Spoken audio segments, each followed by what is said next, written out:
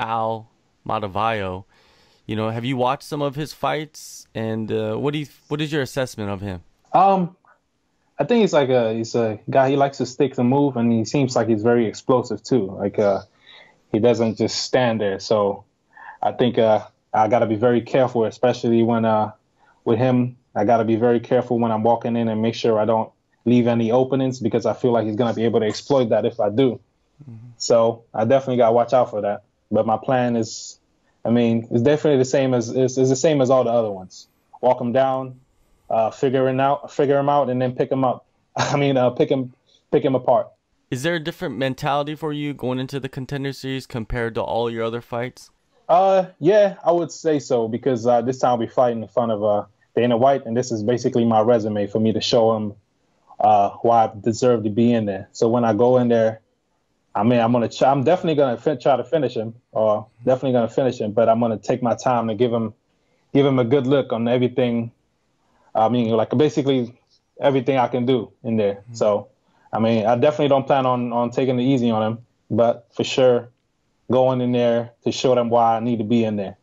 So how do you see yourself getting the contract? Do you see a first round finish, or do you feel like this fight's gonna go to the second or third round? I feel like first round is definitely where I'm trying to take it out at. Definitely first round. I mean, I'm trying to keep the streak up.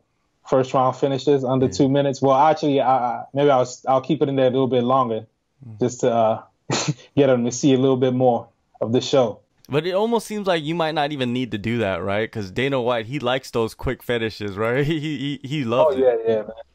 He loves it. So that's definitely what I'm planning to go give to him. So he can't look away from it at all. Planning to give that right now, put that man on that canvas, look at Dana White and be like, hey, yo, this is what you need right here. Yeah, no excuses. No excuses. Yeah, he likes to throw those excuses out there sometimes. Dana White does. Yeah. I know there's sometimes he try to put people back out there saying they need more experience. That's why I got to make sure I go in there and make sure I make a point because my record is still only 3-0. And so I definitely got to go in there and make a point. With their upcoming fight on the Contender Series, because you're taking on a striker in Tafon Nchukwi, what are your thoughts on him and the style of fighting that he brings? He seems like a pretty cool guy, man. Like I watched some of his interview. He's a really nice guy, you know. At the end of the day, where there's one thing at the end of the road is that contract. So, and he's pretty fast for his size. I would say he's a big guy. He's been fighting at heavyweight, so for his size, I would say he's pretty fast for his size. But I don't know if I've ever faced anybody this small with my skill set that I have with me. So it's gonna be a fun fight for sure. It's gonna be a bang because if he a striker and I'm a striker, it's gonna be a bang. Definitely.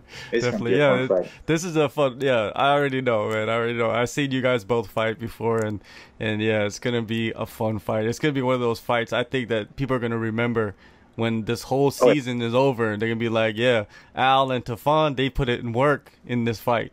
Oh yeah, we are on last week of the season 2, so it's gonna be a memorable fight. What type of performance do you think you need to have to get that contract from Dana White? Do you think you need to get that finish? Oh yeah, first round knockout. It's the goal right there.